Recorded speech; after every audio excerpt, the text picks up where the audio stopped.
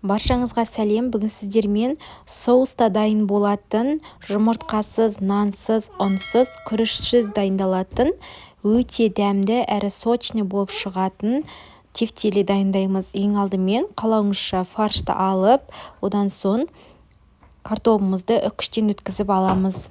Міндетті түрде картоп үкіштен өткізілген болуы керек. Мен 2 дана картоп қостым. Барлығын жақсылап үкіштеп өткізіп аламыз. Картопты үкіштен, яғни теркадан өткізгеннен кейін суын шығарып аламыз қолымызбен сығып. Мен сіздерге түсінікті болу үшін досканың үстіне сығып көрсетіп жатырмын. Фарштың үстіне салып, келесі сәбізді де дәл солай үкіштен өткізіп аламыз. Бірақ сәбізді сықпай бірден сала береміз. Мен бір ғана сәбіз қостым. Келесі пияз, яғни жуаны 4 бұрышты етіп турап алдым. Немесе блендерден, ет тартқыштан өткізіп салсаңыздар да болады. Келесі дәміне қарай тұз бұрышын саламыз. Мен бұрыштың орнына осындай ащы перецті қостым. Егер де мен секілді перец қосатын болсаңыз, аздан қосқандарыңыз дұрыс, себебі перецтің дәмі өте қатты шығады, ащы болып кетуі мүмкін. Енді барлығын жақсылап араластырып алып, фаршты бір-біріне ұрғылайтын боламыз, яғни видеода көрсетілгендей осындай біркелкі бір-біріне жабысып тұру үшін осылай фаршты төменге қарай сілкейміз. Міндетті түрде фаршты осылай ұрғылау қажет, сонда көлемін жақсы ұстап, біркелкі болып дөңгелекше болып тұрады. Келесі формасын қалауыңызша жасай беруге болады. Мен дөңгелекше етіп жасадым.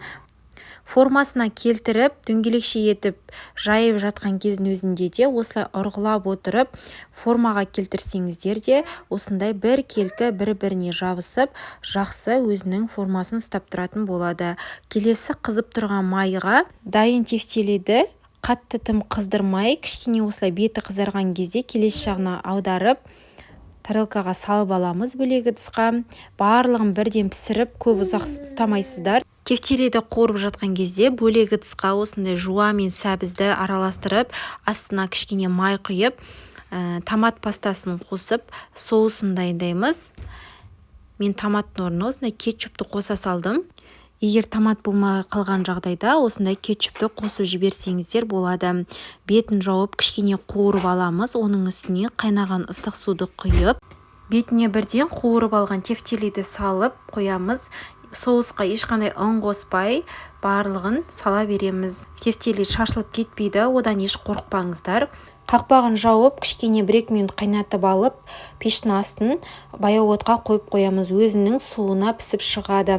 Пештің қызуын өте жоғары қоймаған дұрыс, себебі ол қатты қызғандықтан суы тез таусылып қалады. Сонда біздің тефтелилер дұрыс піспей қалады. Мінекей біздің тефтели дайын болды. Шамамен 45 минуттың ішінде дайын болды.